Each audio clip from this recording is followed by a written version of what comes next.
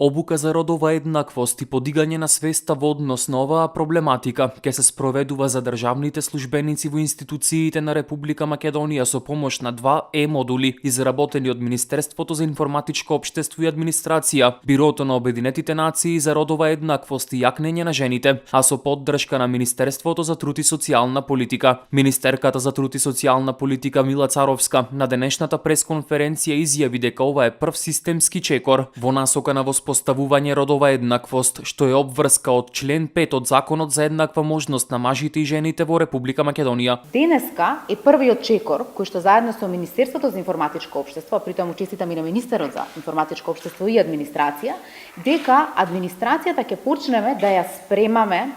да знае, да креира родово одговорни политики. Тоа е првиот чекор.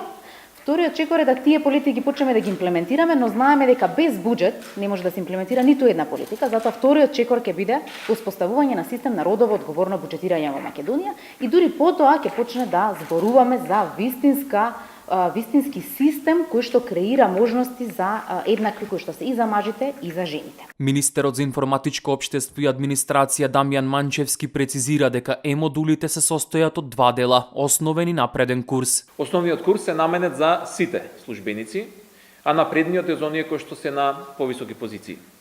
Ги опфаќа основните концепти на родова еднаквост, препознавањето на родовата дискриминација, меѓународни конвенции, директиви, нашата национално законодавство и така натака. Напредниот курс е наменет за повисоките позиции, функции и ги опфаќа темите кои се директно поврзани за процесите на креирање, наследење и оценка на политиките од страна на администрацијата. На пресконференцијата беше нагласено дека со ова се подготвуваат институциите за ратификација на Конвенцијата на Советот на Европа за спречување и борба против насилство врз жените и семејно насилство, позната како Истанбулска конвенција, со цел да се создадат механизми и сервиси кои ќе ги штитат жените и девојките од насилство.